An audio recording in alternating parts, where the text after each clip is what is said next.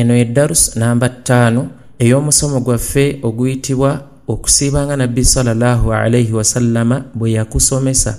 Tuli mu kitabo kya Manhaj as-Salikin, emeza fiqhi gye tuliko. Osabibwa okuteekayo ebirowoozo osobole okufuna okuyiga okwenjawulo. Saba Allah bakuume. Innal hamdalillah nahmaduhu wa nasta'inuhu wa nastaghfiruh wa na'udhu billahi min shururi anfusina wa min sayyiati a'malina. Man yahdihillahu fala mudilla lahu wa man yudlil fala hadiya lahu. Ashhadu an la ilaha illa Allah wahdahu la sharika lahu wa ashhadu anna Muhammadan abduhu wa rasuluhu sallallahu alayhi wa ala alihi wa sahbihi ajma'in. Tuchagenda maaso ne kitabu as-siyam mu matin ga Imam al-Allama Abdurrahman ibn Nasir as-Sa'idi rahimahullah rahmatan wasi'a. Iranga we twakomye musomo gwaffe ogwawedde twabadde tulaba bukwakulizo bwabo abakakatibwako okubeera nga basiiba. Ne tulaba amatini g'omuwandiisi bwe yagamba ti wayajibu siyamu Ramadan ala kulli muslimin balighin aqilin qadirin ala as-sawmi. Okusiiba kukakata ku buli musiraamu afunye obonero bw'obukulu ng'amagezi gategeera bulungi, ng'alina obusobozi obukola butya obusiiba. Kati obukwakulizo buna bwe yaleeta wano, bawulama abalala bongerako obulala bumeka? Bubiri. Muqim, okubeera nga kwali ku kitundu, kuba katwogera ku wujubu. Singa abeera musiraamu nga mukulu, ng'alina amagezi, ng'alina obusobozi obusiiba, naye nga asiŋŋaaniddwa ali Busia musajja w'e Kaseese, agenda Nairobi, akatibwako okusiiba? Okwanukula nti nedda. Idhan ne bayingizaamu okubeera nti al-muqim ayina kubeera ng'ali kuki? Ng'ali ku kitundu kye.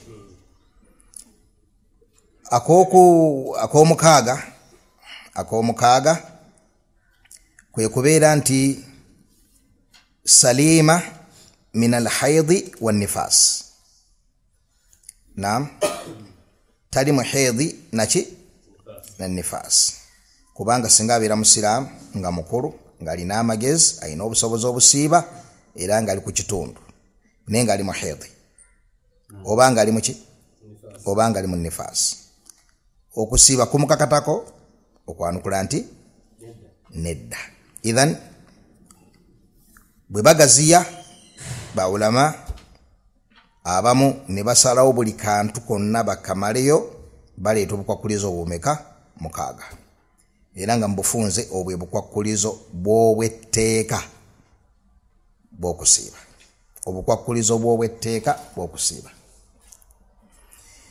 Kakati ebbanga omuntu lyamalanga ebintu bino 6 bimugwereddemu, obusiraamu buba bumulumiriza okubeera nga yasiibye.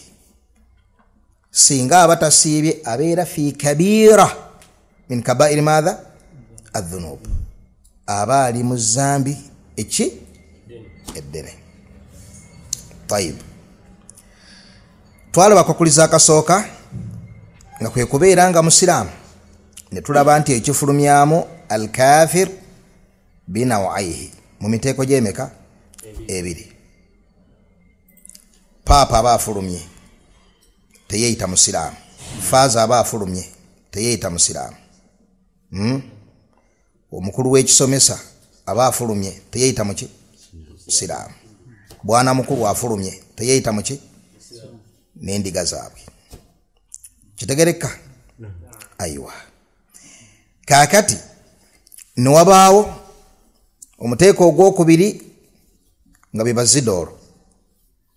Bazidoolo ye Haji Gundi yakumye sunna y'emikalabanda n'ejjubbe yakawemba eminagiro entalabuusi y'ezanziba jjinja lya wuzu eriri mu lujja ayatul kurusi mweri mu fulemu mu nnyumba kameeza bw'ojjako akatambaala olabayo Kurani yebikako akatambaala emisaalo mwegiri mu nsonda ayinza n'okubanga mu maka nga mulimu omuzikiti ayinza n'okubanga yazimba n'omuzikiti ku lujja era nga abantu ewe we basaalira ejjuma naye nga singa aba asazeewo okwerako wansi w'ekitanda akeeyo kakoona ku kibbo bw'asala okwera wansi bw'ati ayiro yeegendereza akeeyo kaleke kukola ki kaleke kutwaliramu kaakati oyo ne bw'asiiba aba awerekerako buwerekezi basiibi naye nga mu fayiro ya Allah tabaraka wa taala abasiibi takola atya taliyo naye twagamba tulina ekifaananyi kye twaliita emabegako eyo etugamba nti omusajja oyo alina emigaso gy'asobola okufuna mu busiraamu wano ku dduniya. Twayita ekifaananyi ky'omusajja eyazze n'atuukira ku sayiti anoonyeza emirimu anoonyeza gikoze ki gimubuze kati najja ku sayiti atambula n'omuyiko gwe mu nsawo bw'atuukawo naga buli wengenda teri mirimu kanzimbe n'atuuka n'asanga abazimba naye n'atandika okukola ki n'atandika okuzimba naye nga nnyini kusasula bazimbi foreman gwe bamuyita tamulinamu kitabo tamulinamu kitabo ky'abazimbi ne yeetala tugenda okulaba engeri gyawumuza ettafaali ku ddala nga mukugu nnyo bano abalala bagira ne badde eri ne beeringalinga ne balya ku bikajjo yali serious talina budde bwakoonoona tafaali ku tafaali ekisenge yuuyo kaakati bwe baleeta akuugi anywa batanywa anti bano abali wano balowooza nti oba boosi yamusindise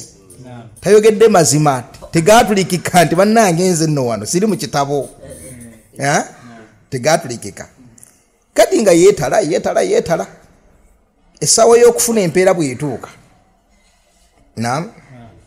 foreman yazze agira agabiro nagebera ate okulaba n'omulala ng'amwenyereketa ate ggwe nti nange nazimbye ani yakulagidde okuzimba tyawo namuzeeyi ababuuze bano bonna mu munywezi oyo musibe walabika be batubbira seminti wano si bwe kiri aji mu munywezi baleke batubbira seminti wano okulawo ki wano muzeeyi sigwa musindise obwedde musowe yayingiranga bwayagala obwedde gunegere sigwa musindise mu munywezi be batubbira seminti wano si bwe kiri kati ekyo ekifaananyi ku kiyama kyekifaananyi kya zidoolo ku kiyama yeetalanga mirimu gy'abasiraamu yuyo asiiba yuyo agira yaleeta ebirowoozo ebizimba ku muzikiti ekiteeso kye tekizikayo naye ng'eno akagali akali wansi w'ekitanda entanga era ebeetala mu mulyango yamujja mudda naye nga mukwetala mu nsonga z'abasiraamu sofu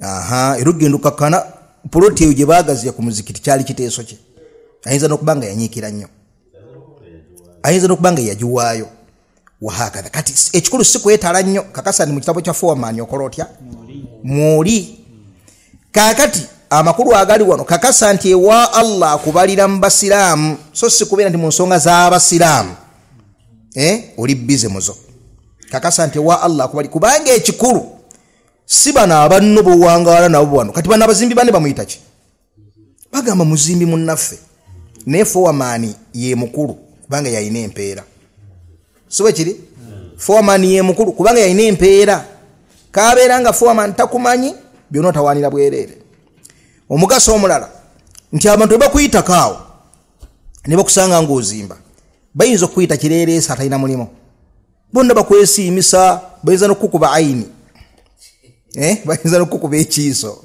musajja muni yatufunako omulimu ali awo musajja alina omulimu nenga amazima gali nti eri wa foreman toyinayo ki kitegeeza togumaazibwa okuba nti abasiraamu bonna eno bakuyita haji eri bakuyita jama eri bakuyita yahe eri bakuyita swaba eri bakuyita muwadi eri bakuyita kakasa nti nno nyini ddiini akuyita muki nyini ddiini akuyita musiraamu we wali sefute wokka so si kubeera nti munnange gyoyitayita eyo abantu nga bwe bakuyitako wali ku saiti ne bakwesiimisa muganda waffe muzimbi inginiya fundi simaye bonna amanya gafaanaganako bwe gatyo naye ngaewa foreman wali empeera tewali mpeera oba oli mu khasaara na wano mu basiraamu togumaazibwa kadhalik togumaazibwa basiraamu banno okuyita ng'abazimbi nawe balowooza nti no munnaffe tuli naye tuzimba naye bagenda okwekanga ku nkomero y'olunaku oba ku nkomero ya wiiki foreman wasasulira nga tewali mpeera bwe batyo bakwekanga yawma alqiyama bagenda okulaba munnaffe yali yeetala musajja yakiranga musajja aleeta ebirowoozo ebizimba enkolodo lyasigida ku kyenyabangako luusi najja nakkakongovule luusi nga tewali mpeera yonna mu maaso ga Allah tabaraka wa taala. N'olwekyo emiteeko ebiri gifulumye, oli ateeyita musiraamu nono yeeyita omusiraamu, bombi libakoze eki bafulumye, tebali mu abo bakakatibwako kusiiba. Ekyo twakyogerako ne tukigaziwako mu nsonga ekwatagana ku khitaabu y'atali musiraamu nti abaffe bw'alijja ku lunaku lw'enkomerero atali musiraamu ow'ekitiibwa Allah subhanahu wa ta'ala agenda mubonereza kubeera nti no tiyasiramuka kyokka, oba agenda kimubonereza agatteko n'esswala n'okusiiba ne jiribaabu na byonna byasobola okubonereza omusiraamu okuba nti ajja bikola ki, ajja bibona. Ne tugamba nti byonna ajja bibonereza. Ma salakakum fi saqar qalu lam naku min almusallin. Ni aya ndali mu surat Fussilat inenzivunu lameka biri wa wailul lil mushrikin alladhina la yu'tuna az-zakata. Enzivunu lesinga kubeera common mba ulama kwe kubeera nti wa wailul lil mushrikin zimusanzo omushiriku alladhina la yu'tuna az-zakata, abo abatatukuza myoyo gyabwe. Alladhina la yu'tuna az-zakata, abo abatatukuza myoyo gyabwe. Naam, alladhina la yuzakkuna nufusahum min adirani shirk wal kufr. Naam, abatatukuza myoyo gyabwe kujja mu bushiriku na bukafiri n'ebitifaanako bwe bityo. Kati enzivunu ey'okubiri enyweza ekigambo ekyokubiri kiri ekiri mu aya eri ma salakakum fi saqar yeriwa alladhina la yu'tuna az-zakata, zibasanze abakafiri, zibasanze abashiriku, abo abagenda okuva ku nsi kuno nga tebawadde kuki, tebawadde zaka. Ekibuuzo, awe zaka nga mushiriku? Obusamba mugamba nti wazaka ng'okyali mushiriku? Wabula mga zikusanze okuba nti nno mu ebyo bye nnateeka ku baddu wa anta min ibadi, nawe oli mu baddu bange ovudde mu nsi nga tobikoze. Kitegereka? Limaadha lwaki tabikoze? Taleese sharuti y'okubikola wa huwa al-islam, tasiramuse kubeera ng'akola emirimu egyo. Nekitegeeza nti Allah tukoonera ku ssala ma salakakum fi saqar, wano nakoona kuki, nakoona ku zaka, naam kuzivunula ey'okubiri. Kitegeeza nti emirimu gyonna omuntu atali musiraamu gyava ku nsi nga tagikoze, naam gigenda kweyongera ku ebyo bigenda okumuleetera akazigizigi ku lunaku lw'enkomerero. So nga abakugikola nga tasiramuse bittifaaqil ulama teyali gifunyemu mugaso. Idhan mutaalab bimaadha, avunaanyizibwa okubeera ng'akola atya, ng'asiramuka asobola okubeera ng'akola emirimu egyo kubanga wali okuwona kwokka. So si nti nno ezo aya zitegeeza bwe mulaba omushiriku ng'awa zaka, bwe mulaba omushiriku ng'asiiba temuga nti osiibira ki munnange, siramuka uwangirizako wa yaki, siramuka. Kitegereka? Atumugamba zako wa yaki munnange, siramuka kubanga zaka togifunamu muki, togifunamu muki. Tekitegera bwe tumulabanga munyiikivu mu ssala mumuleke kubanga ma salakakum fi saqar qalu lam nakum min almusallin, nedduka munnange okusala sooka wummuze, kolaki, siramuka kubanga ne bwasala tekigenda mujja kubeera ng'ali muki, mu jahannama singa batakoze eki, abatasiramuse. Muslim netumulaba, netulaba owokubiri albaligh. Baligh yaliwa afunya alama zaki alamat z'obukulu. Alamat z'obukulu ne tuziraba. Akasookera ddala al-ihtilam. Ne tulaba al-ihtilam. Ye muntu okubeera nga alabye mu tulo ebintu ebikolebwa abafumbo. Abadde yeebase n'alaba ebintu ebyo.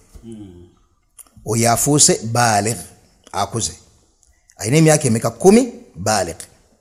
Amanye nti nno ekkalaamu esoboddwayo kati emuwandiikako buli kanene n'akatono. Wa kullu saghirin wa kabirin mustatar. Wa kullu insanin alzamnahu ta'irahu fi unuqihi wa nukhriju lahu yawma al-qiyamati kitaban yalqahu manshura. Idhan ekkalaamu etandise omuwandiikako buli kintu kyonna. Kiraman katibin ya'lamuna ma taf'alun. Faida omu ku baulama bwe yali ayogera ku aya eyo yagamba nti Allah gamba nti kiraman katibin, nam abawandiisi ab'ebitiibwa. Ngayogera ku ki? Kuzi malaika emwe wandiika birungi endala biwandiika biki? Bibi. Naye Allah okuziwa wasfu kiraman katibin abawandiisi ab'ebitiibwa ayina kyasika eri obwongo bw'omukkiriza. Yaani ay yastahyu min fi'li al-qaba'ihi wa hum yashhadun.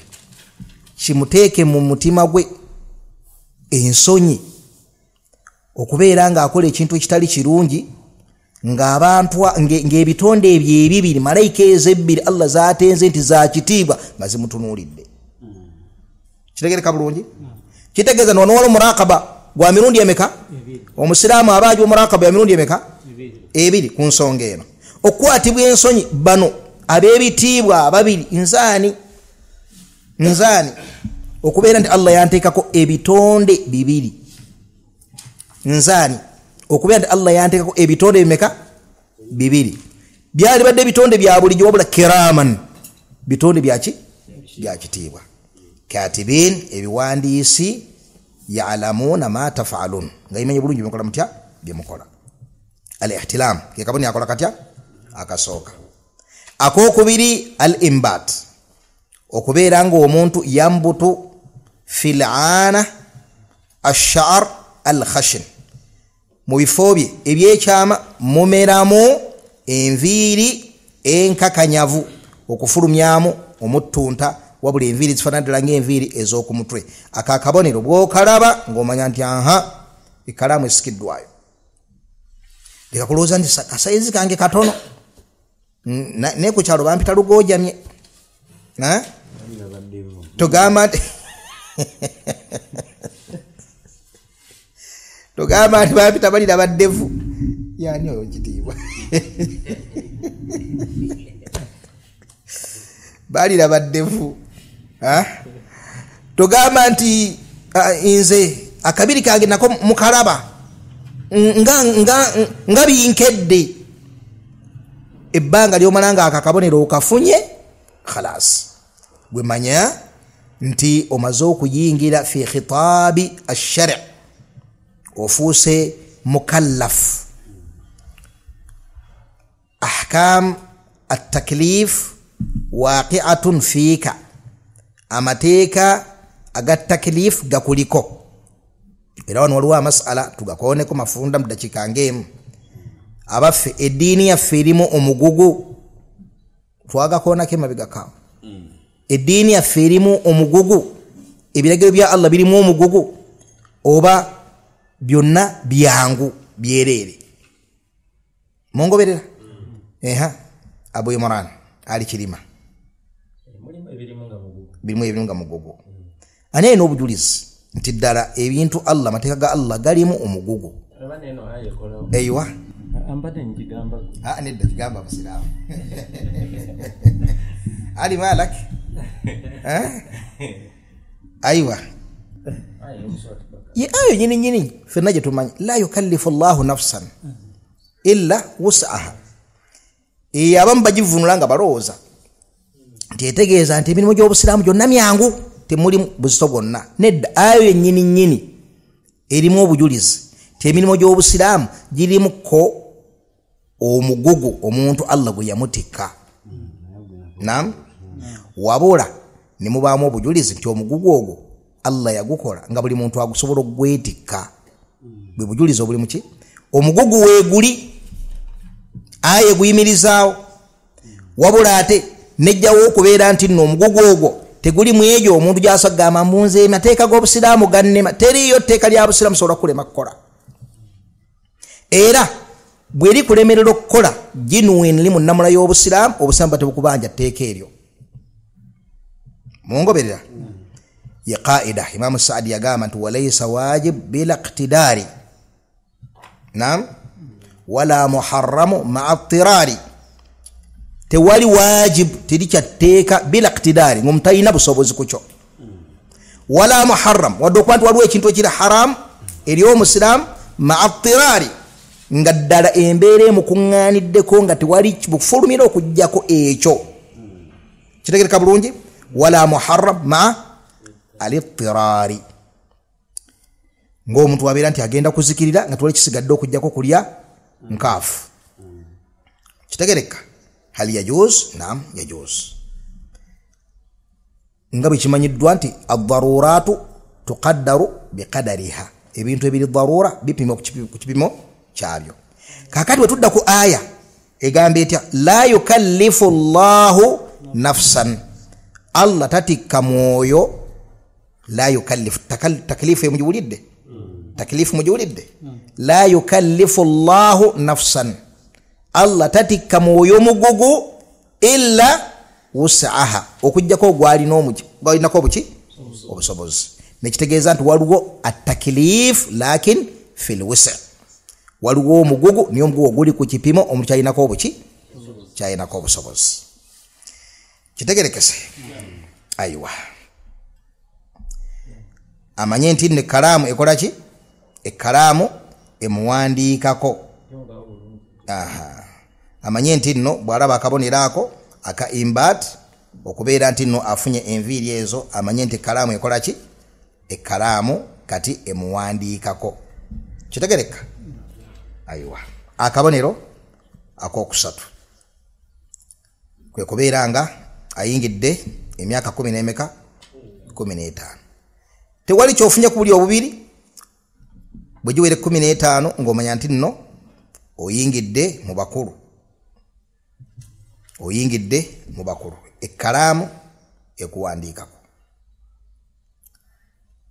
Akokuna k'abakyala bokka kwe kubeera nga afuna omusaayi gwaki?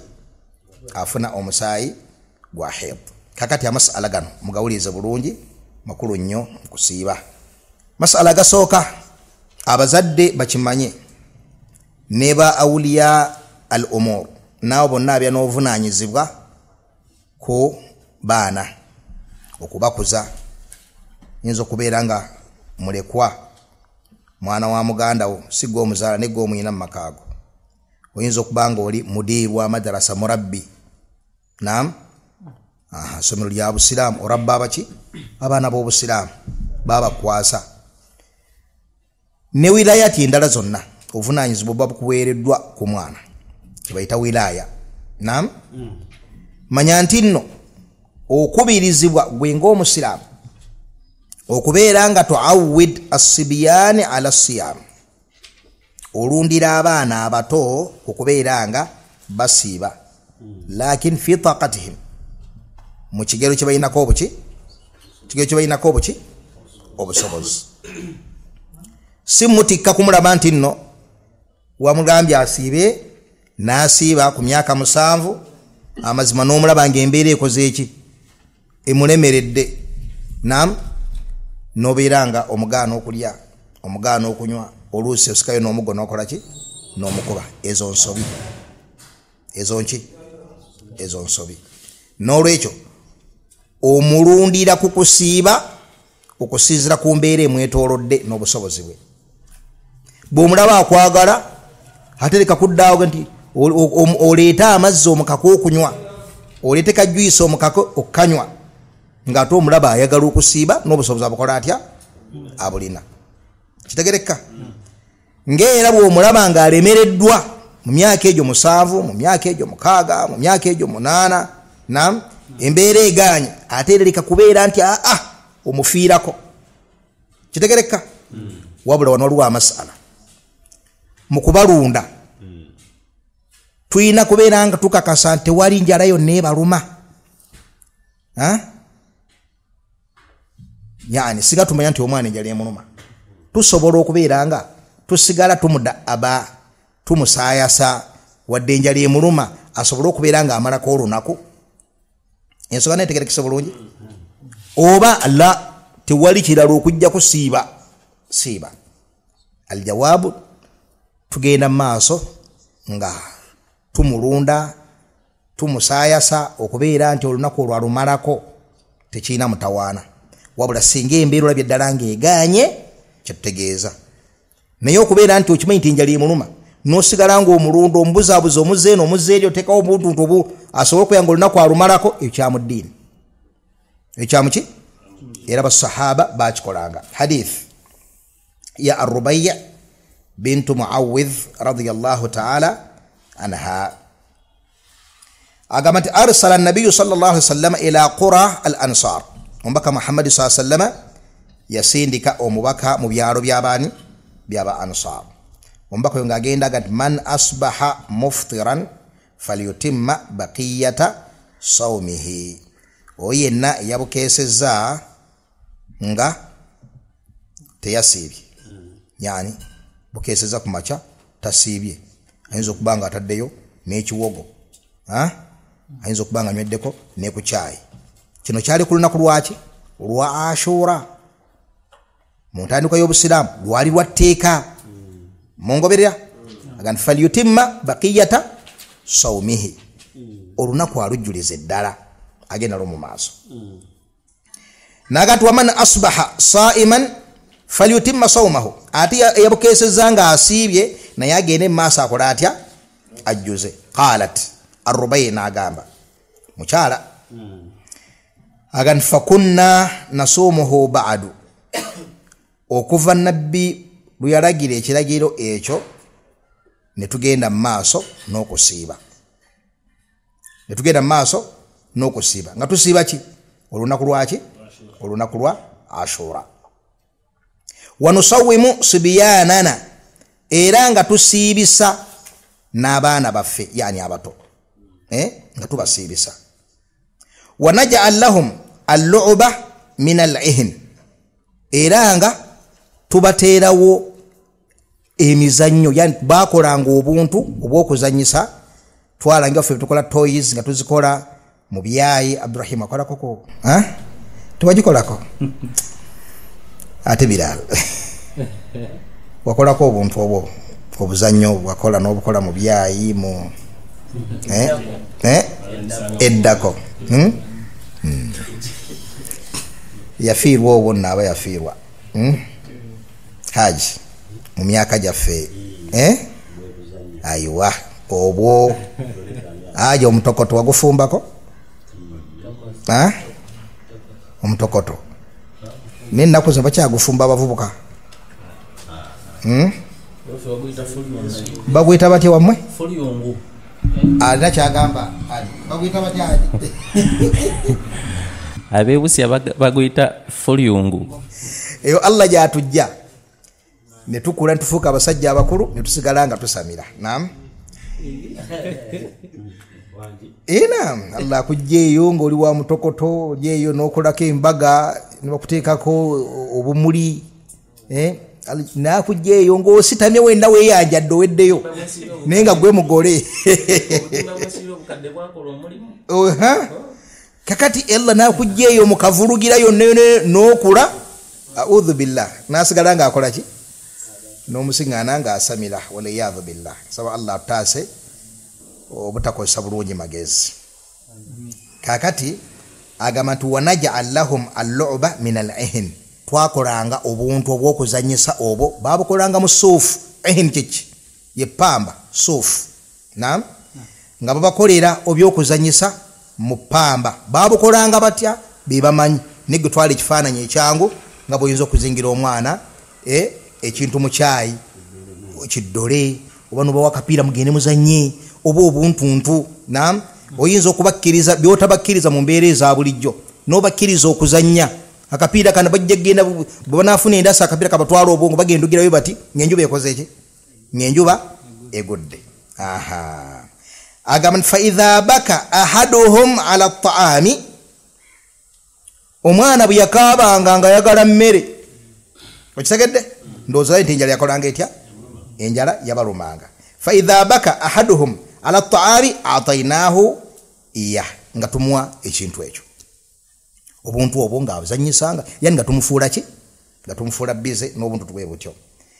Agamba nti hatta yakuna inda al-iftar, okutuusa obudde bwakolanga butya, obudde bw'okusibuluka bwe bwatuukanga. Hadithi eri muttafaqun alayhi. Tetumalya bannange, omukyalo ono Ar-Rubayya bintu Muawidh, sahabiya ow'ekitiibwa, naam, irimu eyo gyatwetikira ng'agitugira ku mulembe gw'omubaka Muhammadi sallallahu alaihi wasallam, okumanya nti ekintu ekyo kiri mu nkola y'obusiraamu, okumanyiza omwana okubeera ng'akola atya, nga asiiba. Imam al-Bukhari rahimahullah yateeka omulyango mu sahihi ya Bukhari, naam, al-Jami' as-Sahih, kubanga ye teyagituuma Sahihul Bukhari haji Imam al-Bukhari, ekitabo ye teyagituuma ni Sahihu al-Bukhari, wabula yakituuma al-Jami' as-Sahih. Naye olwa sharafu y'ekitabo ekyo ne sharafu ya muwandiisi waakyo, ba ulama ne bakituuma Sahihu al-Bukhari. Yateekamu omulyango baabu sawm as-sibyan, omulyango okusiba kw'abaana abaki, kw'abaana abato. Naleeta athar ya Umar ibn al-Khattab radiyallahu ta'ala anhu, utiya binashwan, nashwan ye sakran, sakran ye muki, omutamivu. Kakati bamuleetera omutamivu ng'ate bali mu Ramadan, kyava amugamba nti wailak tashrab wa sibyanuna siyam, onywa omwenge ng'abaana baffe, sibyan be baana abato, naam, ng'abaana baffe baasiibye, gwe omusajja omukulu onywa omwenge ng'abaana baasiibye. Faja'ala yadribuhu, n'akola ki, n'amuyisaamu obuswanyu. Kitegereka tuyigawo ki ku mulembe gwabwe bakolanga batya. Kakati tuyimile kono katono, singa omuntu agenda mu Sahih ya Imam Bukhari, oba singa ayingira mu hadith n'ateekamu hadith eyo, n'ateekamu hadith eyo, tashrab wa sibyanuna siyam, n'akonamu ekigambo ekyo, asobola okunoonya hadith eyo n'emubula, nekola ki, oba n'agifuna nga tagifunye muki, mu Bukhari, nga yatugambye nti ebigambo biri mu Sahih ya Imam ani Bukhari. Ekyo kiva ku ki, kiva kubeera nti Imam al-Bukhari yayita hadith eno ta'aliqan, eri min muallaqati ya Imam al-Bukhari. Muallaqat kitegeeza nti yagireeterako ki, sanad. Ate ebyo ebitabo ezo ebyeta hadithi bireeta hadithi ng'eriko sanad, bireeta hadithi ng'eriko ki, ng'eriko sanad. Kakati eno eri muallaq. Kati oba ogenda gisiŋŋaana luddawa, oba ogenda gisiŋŋaana mu kitabo Imam al-Bukhari gye yagijja, kitegereka. Imma Bukhari si kubeera nti Imam yagenda mu kitabo ekyo n'agisiŋŋaanayo n'agikwatirayo n'agireeta, la, Imam al-Bukhari hafiz kabir, muhaddith kabir, yeke nyini hadith eyo abagirina ng'agijja ku baruwaati baayo era agirina mu mutwe, kitegereka. Ne sanadi yayo agimanyi bulungi nnyo, wabula tiyagireetera ku sharuti, tiyagisiŋŋaana ku sharuti ye, teri ku bukwakkulizo bwa hadithi ze z'alina okuleeta nga ziri mu sanad, kitegereka.